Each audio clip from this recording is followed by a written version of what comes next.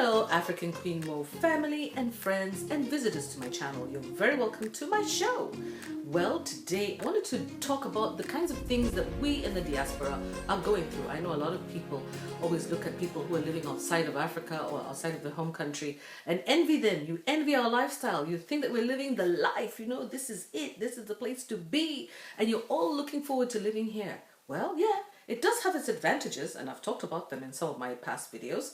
But today I want to be specific and talk about some of the challenges that we're currently going through that have a lot to do with the cost of living, with the change in environment that we have, with the change in culture, with all the things that you're seeing in the news, with migration, you know, with wages, with jobs, with security. I decided, let me talk about the challenges, and I'm going to give you 10 specific challenges that I've grouped together, and I'll do my best just to discuss these issues, you know, one by one.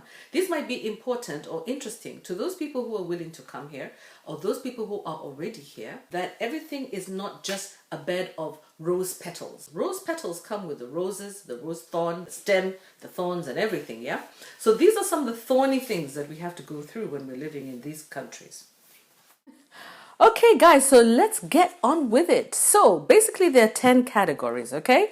And the first category that I'm going to discuss with you, and I'm going to look, because of course I've got my notes, okay? I don't even have to tell you that. If you are a mother or a parent with children, the first challenge that you're going to face is the children themselves, yeah?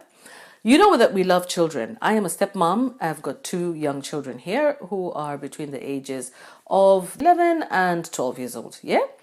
And basically, you know, they're wonderful, wonderful kids, a boy and a girl. They're my husband's kids, and I'm responsible for them as their stepmom, you know, or as their guardian. I call myself really like a guardian because, you know, as I find it difficult to call myself a stepmother because that's not really our language in Africa. In Africa, once you're the mother in the home, you're the mother in the home, or you're the auntie in the home. So actually the children refer to me as auntie, and I love it. I love being referred to as Tamorin. They call me Tamorin, Tata Morin. I'm cool with that because they use my name. I haven't been in their lives all their lives, and that's the reason why I only got into their lives like about 2 years ago. So we're still getting to know each other, and it's been a wonderful experience. So some of the challenges of raising kids abroad. Number one, you can imagine if you've had children living abroad, like in countries like in Africa and places like that, you know that it's the village that raises the children. Everybody has a sense of responsibility to your child in one way or another. Even a complete stranger can correct your child or help your child or look out for your kid. But in these particular countries, like where we live in the diaspora in Western countries, there are actually boundaries around how you can relate with children who are not your own biological, or if you're not a guardian, or if you're not a step parent, or you're not in that child's life. So people, even if they would like to help your children or do something for the children, they will be limited, okay, by the law, because they would not want to come across as infringing on the rights of the child or the parent, or, you know, getting too involved. So they may ignore some of the things that are going on with your kids. They might see that your children are not happy, or their children have been bullied outside, and just ignore it, you know. Whereas in places like in our African countries, if you see that kind of thing, you reprimand the other child. Here, it's very difficult for anyone to reprimand another child, okay, for bullying or for bad behavior. The other thing is that in this particular culture, children are very free with adults. They're free to speak to adults. They're free to speak their minds, as opposed to like in African countries where children are actually limited to a certain level of communication with people who are not their age groups. So you'll find that, for example, children can become unruly in this country. They can challenge parents, they can challenge authority, they can challenge their teachers. And sometimes, you know, they can be pretty rude and nasty to teachers. You know, I always have to remind them, you know, that in Africa, this is how we do things. In Africa, we don't talk back to adults. If your teacher, you're not happy with your teacher, you do not talk back to your teacher. When you come to these countries, you'll find that unlike in Africa, where many children want to seem like, you know, they're doing well in class, that they want to be associated with the performers and the achievers in class, in these countries, a lot of children do not want to be associated with that group. They want to be associated with the popular children. There are different kinds of categories of kids in the school. So some kids want to go with popularity contests. Other children want to be known as nerds. A nerd is a child who basically listens to the teacher, does all their homework, does what they're told to do. But in this day and age, because of, I think, the pressure of social media and the society in general, our materialistic culture, children have to deal with a lot more expectations than we had before.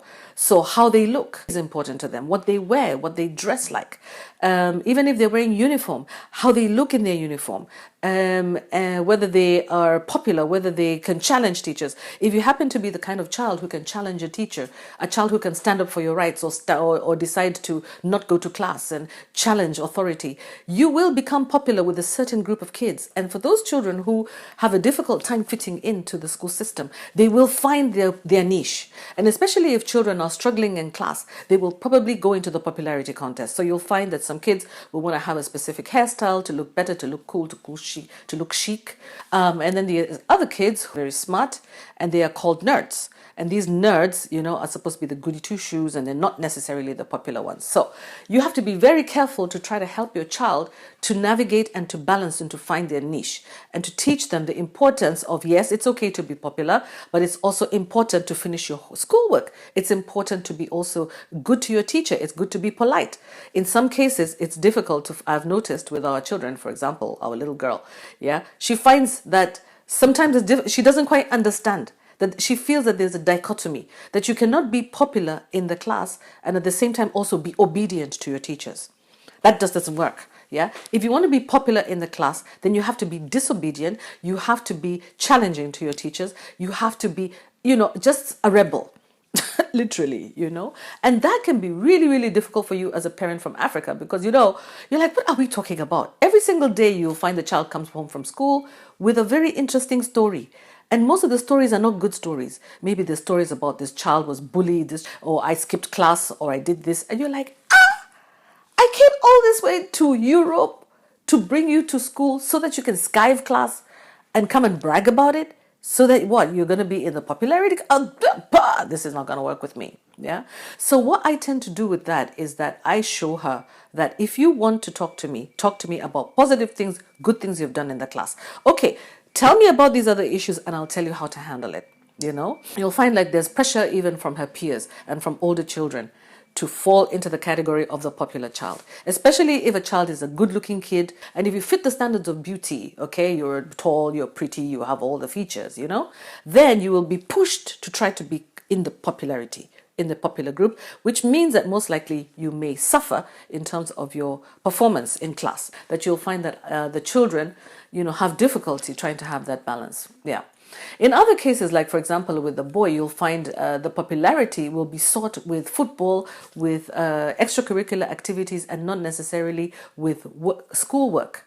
So that can be a bit of a difficult thing. Apart from that, with children is also looking for childcare, looking for daycare, somebody to relieve you, so that as a couple you have time for yourselves, you and your husband, or you and your partner, or even just for yourself if you're a single parent. It's really difficult to find time for yourself when you have children in the diaspora. And this can be very, very stressful, because you get into some sort of monotonous routine and you find that your life is boring, and every day you just do the same things. You wake up, you get the children up for school, make their breakfast, or clean the house, do what. You fall into a routine. And then in the meantime, if your husband is working, he's working outside the house or he's working inside the house. He's basically working all day, and then the children come back before you know it for their school, or 8 or 8:30 for their school that starts at 9 o'clock. And before you can blink, at 3 o'clock they're home, guys. So before you've even had time to cook, to clean, to what, they're already back. And once they come back, demands. You have to cook for them, you need to do this for them, So I tell you, it can be so monotonous, and you can fall into this routine and completely forget about yourself. And this is what has happened to me. I think I've been here now a year, from September last year. And I really had a really difficult time finding my balance, finding a way to balance and to find time for myself. You see, like today, at least I'm wearing some jewelry. I've got matching earrings. I hope you like them. Yeah. Yeah. So I don't want to sound like I'm whining, but what I'm trying to say is, it used to be that when I was raising my child in Africa, there was always this person who would hire, and I would call her my house manager, or my house help.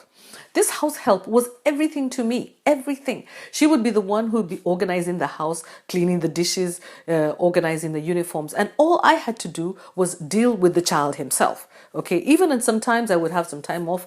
I'd leave them in the evening and they'll play their board games and card games. And I would go out and party and hang out with my friends. Yeah. And sometimes, of course, then maybe the child will be picked up by grandpa, grandma, or we go visit an auntie, uncle. Over here, it's very difficult to find that time. Yeah. And so you'll find that when the children actually do visit one another, sometimes they go overboard. The kids are so excited on both sides that they go crazy. They'll go running up and down the stairs, just going wild because they're not used to having, that time to be together. They've missed each other so much that they exaggerate it. So by the time they leave, you're like, hey, these ones are not coming back for a while. Let me take a break. And then the kids are always like, oh, can we go visit auntie so-and-so? Can we go do this? And so I'm like, oh my God. It's going to be a while before you go anywhere, man. I need to discipline you. I need you guys to calm down. Yeah. All right. So that's number one, children. That is the number one difficult thing, the difficult adjustment that you'll have to make. And the way to go about that adjustment is to get into a routine, but also remember to take time out for yourself. Have a friend who you can call to help you with childcare. Look for that person who's going to help you once in a while. And not just childcare because maybe you need to go to work, but sometimes you also need to even pay a provider, a childcare provider, so that you can actually go out and have some time for yourself. I'm talking about that although I haven't managed to do that yet. But remember that it also costs money and it also means that you don't have very much time for yourself generally. So something you have to sacrifice. Okay, number two is the wages. When you go to work in these countries, one thing I discovered is that the wages that are paid in this country are not as high as you might think. In the US, it's much different. In the UK, the wages are literally almost like about half of the wages in the US. So you'll find, for example, here, even a politician is earning less than £50,000 a year. A year, we're not talking about a month, we're talking about a year. Yeah, and with that comes taxes, like 30% tax. So with 30% tax on 50,000, you're looking at what? 15,000. Left with 35,000. That 35,000 is also further taxed because when you go to buy food, when you go to buy groceries, you go to buy anything, you're paying taxes. You fuel your car, you're paying taxes. You also remember that you're also paying housing. You pay your rent and also pay tax on your rent. It's a kind of a housing tax. The taxes are so high when it comes to your insurance for your car, when it comes to bills for your phone and things like that. You have to get onto a payment plan. You are constantly being taxed to the point where that 35,000, and I'm talking about you're a politician, you're earning maybe, or a business person or somebody in finance, you're earning 50,000. That's a high amount of money, senior management level. Yeah. So 50,000. And then by the time your tax is 35,000, by the time you've paid all the other taxes, just let's remove like another maybe 15%. Yeah. So you're looking at you're now left with what? You're left with what really? And that now, whatever you're left with is now for paying bills, maybe buying your clothes. Remember, we have different seasons. You need to change your clothing. You need to watch your diet. You need to buy food that is good and healthy for you and stuff like that. So if you're a single parent, you're relying on your own salary, it becomes very, very, very difficult in these countries. And therefore, you'll find a lot of families in these countries, like in the UK, for example, they will get what they call housing benefit. They will decide not to work full time and just get help from the government to pay for food and housing and shelter and everything else. Yeah. And therefore, what it does is that it can kind of temper your ambitions. It tames your ambitions. So if you come in as a very ambitious person into the UK, for example, you might get disappointed because the more you work, the more highly you're taxed, the less you actually earn in terms of real income. Meanwhile, as you have seen, the cost of living is rising all the time. They talk about, the inflation rate being something like about 8% or 7%. But the real true inflation rate when it comes to food has not come down. It's actually very, very high. Yeah, we're looking at maybe almost 20% inflation rate for food. So you can imagine when we talk about inflation rate, we're talking about the cost of food. Cost of food is going up all the time it's going up. So what we tend to do is I just tend to narrow down on the types of foods that we're going to eat. So we don't like overly budget too high on high end goods, especially processed foods. We try to buy food which is fresh, and fresh food is actually, you'll be surprised, is actually the most expensive one. So I say to myself, I'd rather buy the fresh food, which is expensive because I know it's good for me, than buy too much processed food anyway. Yeah, like I'm not gonna go and eat out much. Things that I love, by the way, I love processed foods. I love them so much. Junk food, I love the taste, yummy. But I've noticed I don't buy a lot of ice cream anymore. I don't buy a lot of yogurts anymore. I don't buy a lot of that stuff. Nowadays, we buy what? We buy the plantain, we buy the rice, you buy the veggies, you buy meat. Meat is extremely expensive, red meat. And red meat is something that we have grown up with in Africa and many other parts of the world. And this place, red meat is extremely expensive. You find yourself actually eating more of the minced red beef, which is, it's expensive, but at least I feel that everybody can get some meat. You feel like you really need your iron stores, to be always there. We are used to eating meat. We're a meat eating society. And if we don't get meat, it gets very, very difficult. Chicken, they say, is a very poor source of protein because chicken takes only 3 months to develop. Yeah. So most of the protein is in the muscle. And if the animal is not actually running around, these animals are raised in like tiny little pens where they're not moving around actually, I heard a very sad story that in some cases, these animals grow up so fast that even their joints actually give way. Eventually they even break. You find that they have a broken bone. You'll find like sometimes you look at the chicken, sometimes you see their joints are red. It's because they were so heavy and so fat, that they weren't able to stand up and maybe, they collapsed under their weight. But again, free range means many things to different people. I heard that in some cases, a free range chicken, which is like the kienyeji chicken over here, is just one that can see outside. It doesn't mean that it has to be outside, but it has to see outside. But that doesn't mean that it's actually living a kienyeji life. It's not living that lifestyle of, being free, running around, eating grass, eating worms, eating things like that. No. Here, it's a very different thing. So the high quality red meat in this country is very expensive. High quality protein is very expensive. And high quality protein is animal protein. Yeah. So we work really hard and we make sure that whatever money we have to have some beef and some chicken. Another problem with the chicken here is that it has a lot of hormones. And if you have a daughter, especially, you'll find that she'll get her periods early. You'll find that she'll start developing breasts early and start getting, all kinds of hormonal changes in her body, which are not associated with their age. And that also affects you as an adult. What happens with women, especially, we start to gain a lot more, we start looking start looking kind of like full because of eating the wrong kind of protein. Okay, so again, I'm belaboring that point again on wages. And I've kind of mixed it with diet because that's another point, by the way. How do you keep your diet that you had in Africa? It's almost impossible. So what I tend to do is to try to adapt the diet that is over here. One of the best things about the diets in the West is the fresh vegetables, especially salads. If you can get used to eating salad, because most children don't even like cooked vegetables. I tend to just take the salad and just dump it on their plate. Yeah? Mixed vegetables, mixed salads. They're nice. They're actually tasty. They're fresh. They're crunchy. They're delicious. And they're very, very good for your digestive system. Otherwise, if you just keep eating rice and meat, it's going to be very bad for your digestive system. In Africa, we know one thing. All diseases start from your stomach. Yeah? Including weight gain. Weight gain starts from your stomach, and that it starts with a lot of food that is just sitting there, not being digested, not leaving your stomach.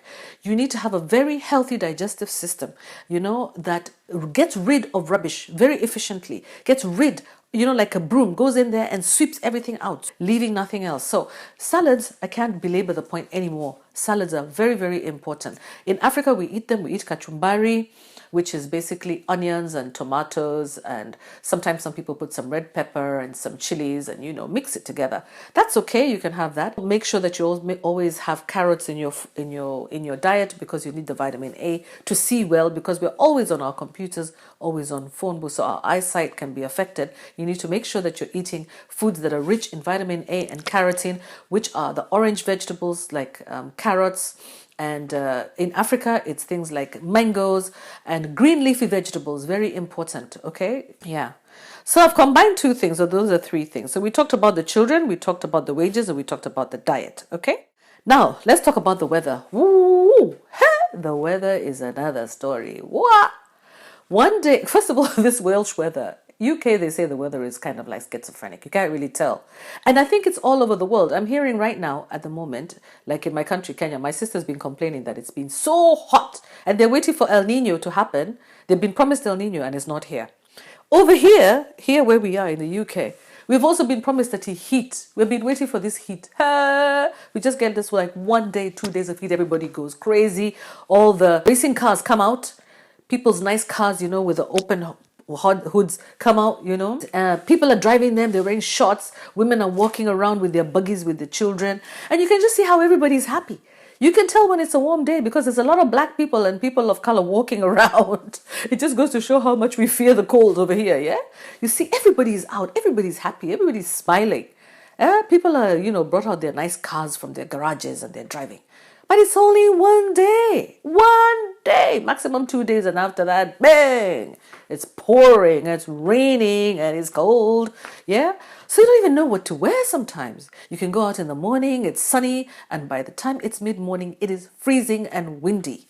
So these are the challenges that we go through in this country, trying to adapt to the climate, and it can be very, very, very, very cold. And if you're not careful, you can actually get frostbite on your fingers and on your face, and it can affect how your skin actually feels. It can feel really dry.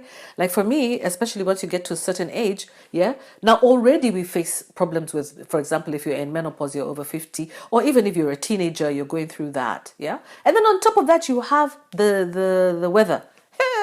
It can be such a challenge. So anyway, those are some of the challenges that we go through dealing with the weather. Another thing that is affected very much by the weather is people's moods. You find people with mood swings, road rage. When it's cold out there, the road rage is real. The same thing if it's very, very hot. People are also too excited. They drive like mad. So the weather really affects people. It affects people's moods. It also makes you have some mental issues. If it's too cold, if you haven't seen the sun and it's just like cloudy out there, it can be really difficult. But overall, what you do in that particular case is I decided a long time ago that the weather will not affect how I feel because I know that it does affect me. So what I do is I try to use supplements. I use vitamin D. The specific supplement that I use called ferroglobin, and it actually has all the different nutrients. It's a lovely thing to use, especially for women and for men, by the way, and children. Ferroglobin, I just love it.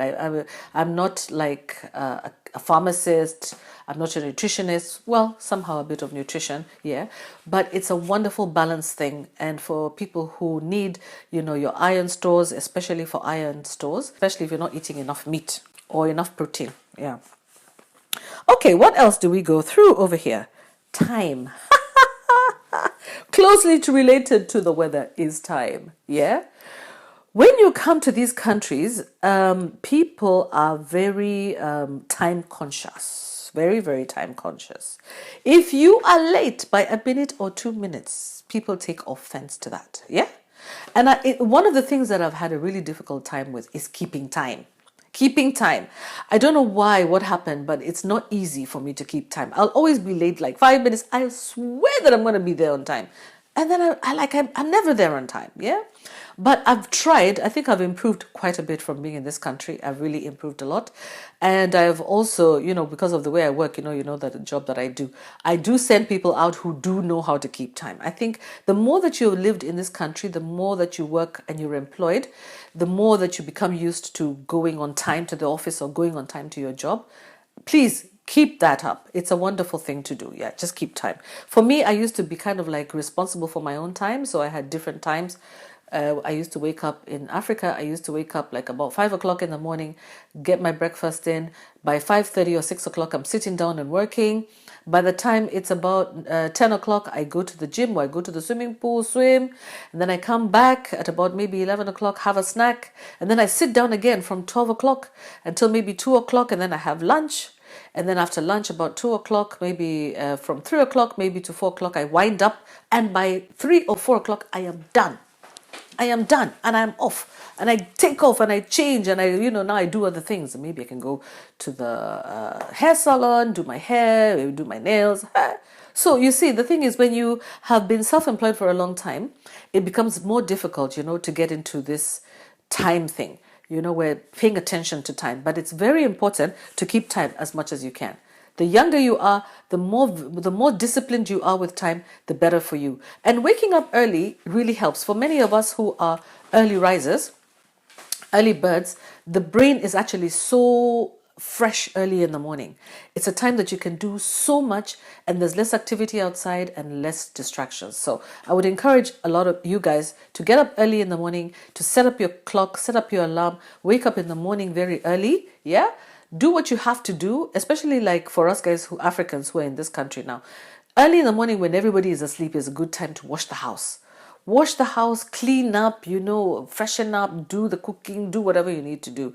And then by the time everybody is up at about 7 or 8 o'clock, you've done everything and now you've got more time for yourself. Okay, we're still going, guys. How many have we done so far? We've done the kids, we've done time, we've done the diet, we've also done the wages. And now let's look at relationships. Yeah, relationships. Wow, okay, that one is another one. It's another stretch. Number one, when we come to these countries, we have left our extended family members at home. Some of those people are people that we have been in contact with a lot, and they help us every day, and we talk to them and we refer to them. Sister, brother, mother, father, uncles, aunties, those are your people, cousins. Those are the people that we relate with on almost a daily basis when you're out there. Now, when you come into the diaspora, you don't have any of that. You're just by yourself. The initial week or 2 weeks, you're actually probably pretty happy and relieved not to have people around, maybe even a whole month. In fact, by the way, even maybe 2-3 months can go by. You're like, I don't miss anyone.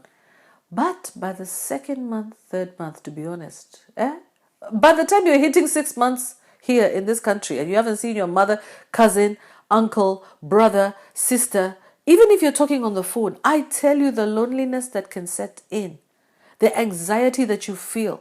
Oh God, it's hard. It's really hard, especially when you have older parents like for myself. Yeah, you really need to keep in touch with your parents and if possible, travel. One of the difficult things is traveling. Traveling is hard. It's expensive. It's very, very expensive to travel right now. Tickets have gone up tremendously after, the past 3 years. The cost of flights has gone up crazy, So it's very expensive and especially during the cost of living period, it's very difficult to plan and budget flights back home. And it's difficult for your relatives also to visit you because they're also going through their own problems. Those countries that you left behind are also going through their own turmoils. Yeah, financial turmoils. A lot of people cannot afford anything anymore. So travel becomes difficult and then you start getting anxiety. Like, when am I ever going to see my mom, my dad? You start worrying. You get your phone and anytime you get a phone call from home, you're worrying. Yeah. The way I look at it is you need first of all to develop a new set of extended family members here. Yeah, so for me, the people I work with are almost like my sisters. Oh, apologies, I've got a little bit of a blocked nose. I'm actually recovering from a cold. Yeah, so you need to develop new relationships with people here, people from Africa, especially from your home countries. Also keep in touch with your family members as much as possible on WhatsApp, on YouTube. No matter what, even if they're asking you for money, just keep in touch because it's important for your mental health. It's very important for your mental health. And if not, you're also in addition, you also need to add friends. Yeah. So it's very, very important. Yeah. To keep a network of people. Yeah. So your network, it has to grow. Again, you also need to become friendly and learn how to engage and interact with people from different cultures. So I've got some few people that I've met here who are Europeans, Welsh people, lovely people, my clients especially, really lovely. Oh my God, I really love them, I've got some people who we call Black British, White British, not British, people from different countries. And yeah, I've developed a very lovely relationship with them. And it's kind of like they depend on me, I depend on them. Yeah, very codependent. Yeah, they depend on me for services. I depend on them also for income, and also depend on them, for friendship. It's also important. As a business person, it's also important to be friends with your client. Yeah, so that your client feels comfortable and safe with you, and knows that they can call you, when they need you anytime, and you're not going to be upset or any of that. Yeah, so that also goes, with wages, yes, and things like that. It's very important because some of these friends can also be your source of income. Yeah. Some of these clients can be your friends, it can be a source of income. Oh yes, another thing I talked about before a little bit, or I want to go a little bit in depth with, is your grooming. Your skincare regimen changes, your grooming changes, your body is changing. You might start finding yourself either gaining weight or losing weight. In this particular case, most of us are gaining a lot of weight. We don't even know why, because we eat about the same amount of food, or maybe it's because we have more of a sedentary lifestyle. It's more of an indoor lifestyle than an outdoor lifestyle. We don't do as much walking as we did in Africa. So when we eat, everything just tends to get stored in our bodies. We're used to eating a certain amount of food. And if you come here and continue doing the same thing and you're not moving about as much, then you find that you are gaining weight. But sometimes you find like food becomes a comfort.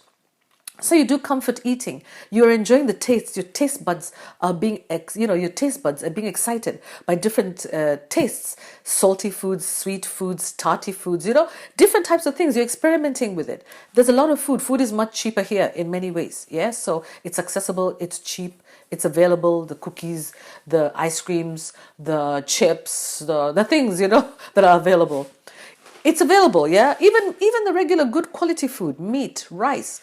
There's food. So what happens is that people tend to sit and eat and watch and be on their phones, etc. And you're not moving. And you're eating and you're thinking a lot, and the brain uses a lot of energy, and you get hungry and you get hungry. And then you realize that the food that you're eating is not as rich in nutrients. So you're not really getting filled up. Yeah. If you are living in a country like the US, yeah, you're probably eating a lot of GMO foods. A lot of those foods actually are not real foods. They don't really the body doesn't recognize the DNA strands in those foods. So you eat and you feel fullness, but before you know it, you're hungry again. And you go back to the shop again. Yeah? To buy more food, or you go back to the kitchen and eat more bread. Maybe that wheat is GMO, maybe that corn oil is GMO. It's not being recognized by the body. Funny enough, when you're in Africa, the food that you eat is natural. Most of it is organic. That food, when you eat it, your body recognizes it, and immediately you feel full. Yeah? When you eat, you feel full. You eat sweet potato, you eat cassava, you eat yam, you feel full. But if you eat rice, you don't feel the same kind of satiation with food. Yeah? So that can actually change how you are physically. It can change your skin, it can change your body, it can change, everything about you. And that can be difficult to maintain your weight. Okay? And your grooming, now you have to wear different types of clothes, etc. Now let's talk about the last thing that I want to discuss. I've even lost track of the numbers. That's not very good, is it, guys? Let's talk about the last thing, which is your mental health state. The state of your mental health. Your mental health will be affected by moving, by the transition into a different country and a different environment. Yes, you'll start to experience feelings either of happiness, sadness, kind of depression, loneliness, anger, irritability. What else can I think of? The kinds of feelings that you experience. You can experience gloom. You can experience worry. You can experience dissatisfaction, frustrations. And other times you can actually experience happiness and joy.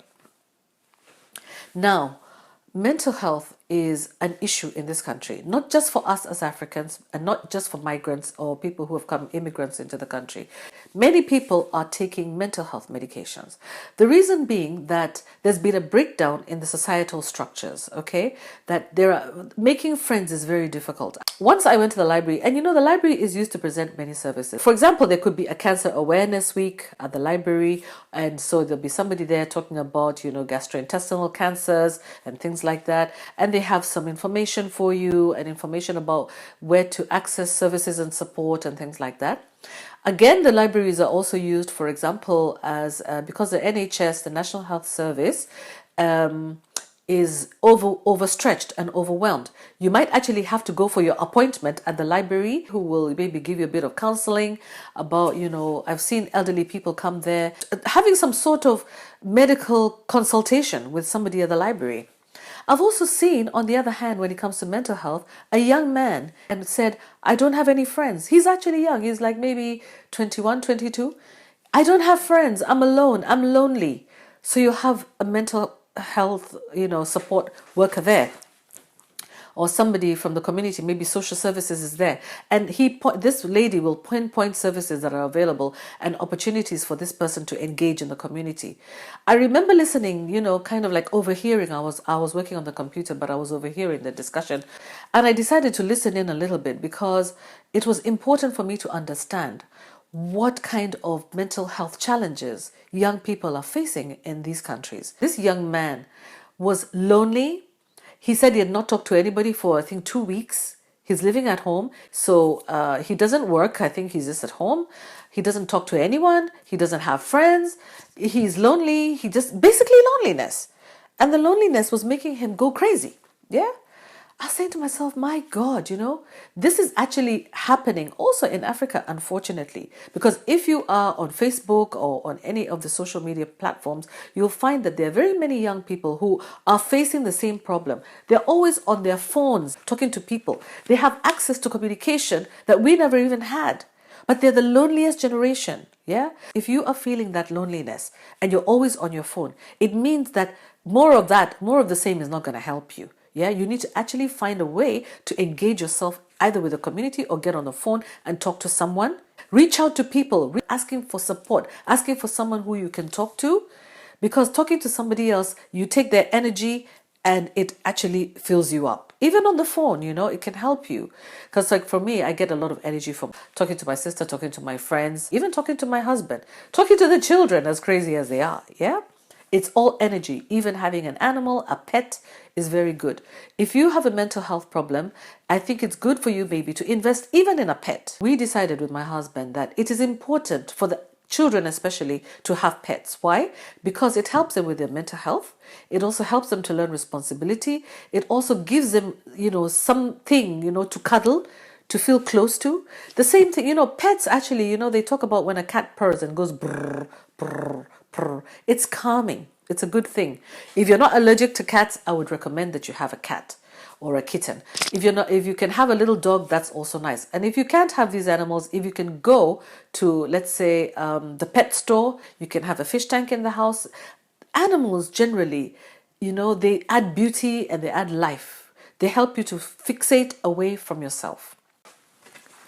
Okay, guys, so let's have a run and see what we discussed. We discussed children, wages, weather, time, diets, relationships, change in your body and grooming, and your mental health. One thing I want to talk about also, which is important, is culture shock.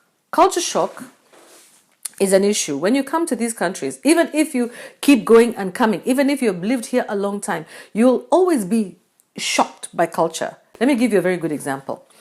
2 culture shocks that I've been through. One is, for example, there's an elderly client that I have, and I really love them. They're wonderful people. And whenever I go there, the first thing they do is that they want us to sit down and have a chat. And we do. But for me, I feel that maybe I'm taking a bit of time away from my work. But they really insist that I have to sit down and have a chat. And sometimes they'll be sitting, the lady will have this opportunity to tell us about, or to talk to me about what she's going through, maybe physical issues. She's elderly, right? So I'll be giving her suggestions. Oh, but have you tried this? What about that? Oh, yeah, what about this? And guess what? One day, I found that, I think she'd been a little tipsy. And she said, don't lecture me. I said, oh my God, okay. Sometimes you'll be giving somebody a suggestion. Maybe you'll be telling someone, okay, why don't you try this? Why don't you try that? What about this? Because you're trying to be helpful. Because they're sharing with you, so you think that you should share back. In some cases, actually, all they want to do is for you to listen. Just listen and keep quiet. For me, that is kind of weird, because if somebody is going through difficulty, somebody's going through suffering, it's really difficult for me to just keep quiet if I think I might have a solution. So I might actually come up with a solution and say, hey, you know what? Okay, Have you tried perhaps maybe change of diet, maybe add 1 hour of exercise a day, or maybe massage therapy? Then somebody might actually come and see that as a negative thing because they might see that you're criticizing them when you're really not, when you're offering a suggestion. So sometimes it's good to understand that, not to take things personally. I learned also later, I don't really mean anything wrong. You know, when people are older, elderly, they don't want you to tell them what to do. Sometimes they'll tell you their frustrations and they probably already know what they're supposed to do. But because they can't do those things you're telling them to do, so for example, you say, why don't you do 1 hour of exercise? They're telling this to a sick person, an elderly person. How can they do 1 hour of exercise? They'll get frustrated and say whatever comes to the top of their head. That's one. I think that's a culture shock between ages, you know, like between, you know, and it can happen in any country, I believe. But in this country, you have to be careful when you go to Western countries, how you address people of different ages. Do not, for example, mention anybody's age, which is something I do not do. Do not talk about somebody's age. Don't say, oh, you look good for your age. Don't say those kinds of things. Or you're old. Don't say any of that. Don't talk about anybody's weight or age or anything like that. Even if you feel that you're comfortable with it, do not mention it. Do not talk about it because it's viewed as rude. So the second thing I also want to talk about is, like, for example, I have a neighbor. Their child is ill. The child is very, very ill. Actually has been admitted in the hospital. And for the longest time, I have been like, what do I do? What can we do? So what I did is I went and knocked on his door. Because, you know, we happened to just pick a package for him and keep it in the, you know, sometimes when they do delivery, they bring the package and maybe the person is not home. So he came to the door to pick up my package and he said, oh, I'm really sorry. Our child has been ill. And I said, really? I was really concerned. He says, yes, our child has not been well and he's been in the hospital. He's been admitted for the past 2 weeks. As me, a neighbor who has children, does not know, has not been to the hospital to see a baby. So I got so concerned, and typical African style, I went and knocked on his door and I said, is there anything we can do for you? Can we come to visit the baby? Because I was like, your child, can we come and visit your child? And he looked at me like, and I realized, oops, I think you've overstepped your boundaries, you know? Because in some cases, they want you to show concern, but there is still going to be a barrier. There's still a boundary. No, you cannot come and visit my child, but thank you for saying sorry. So what can you do? You don't know whether to send flowers with him. You know, you don't know whether to send chocolates or what you're going to send. So you just keep quiet. Yeah, and you'll find that a lot of the times, a lot of people from Africa, for example, are considered to be antisocial. But I think it's not about being antisocial. What it is that people do not know how to socialize. People don't know what's okay to do and what's not okay to do. Here is a third example. I've been through it quite a bit over here because I'm an extrovert. I'm the kind of person who likes to talk to people. So I bought a pressure shower for washing a pressure something for washing my car. And I needed to fix it. I saw something similar with my neighbor just across, a lady. So I decided, let me walk across and ask her, how do I fix the water pressure thing? You know, how do I fix it to my tap? Oh my goodness, as I was walking, you know that we don't have gates over here. I just walked across to her because I saw her sitting outside and I thought, okay, I wanted to say, knock, knock, hi there. Do you mind if I ask you a question? Hey, the woman almost jumped off her seat and ran into the house. And then the neighbor gentleman came running out and he said, what do you want? I said, oh my God. Oh my God. I think I've overstepped my boundaries again, you know? So I said, oh, I'm really, really sorry. I just wanted to ask a question. Yes, what is it? And I said, well, I just wanted to ask how to connect my pressure water thing for washing my car. And because she has one and I wanted to find out, it says, oh, okay, well, you need to have a tap outside. And if you're ready, I can do it for you.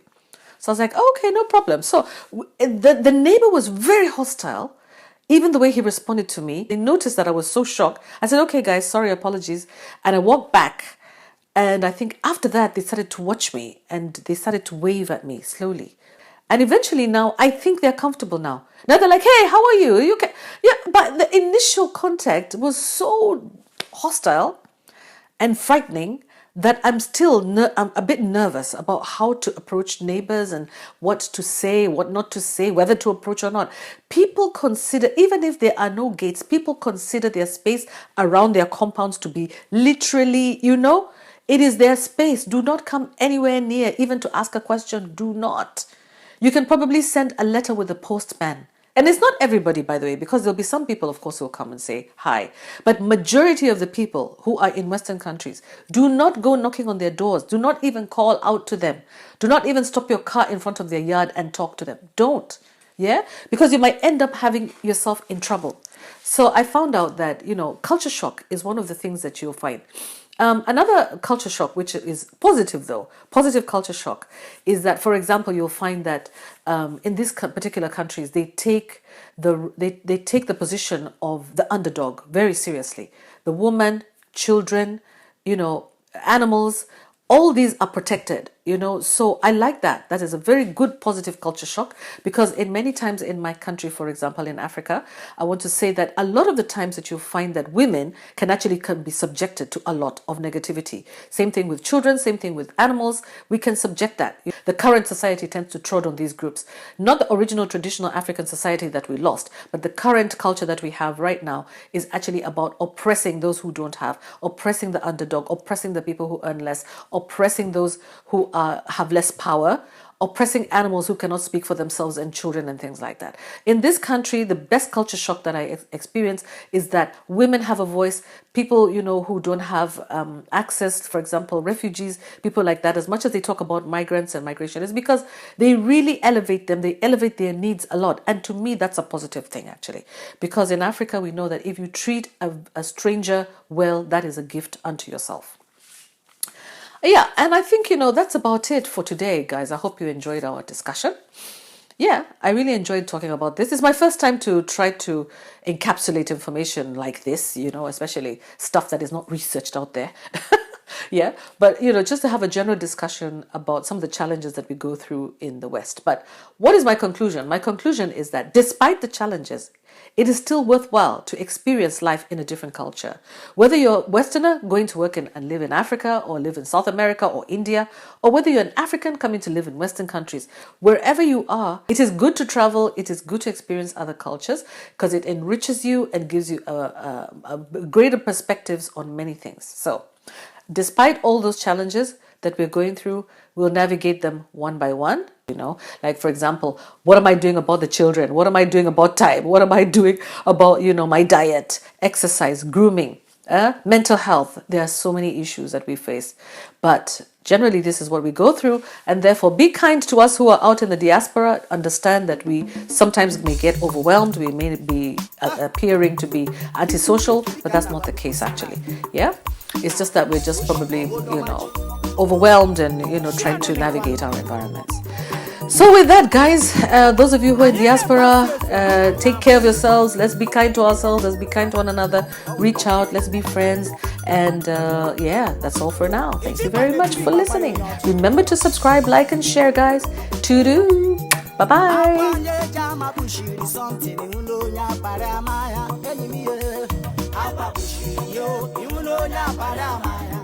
Akwanye jama bushiri something nya paramaya enimiye akwa bushiri yo nya paramaya akwanye jama bushiri something nya paramaya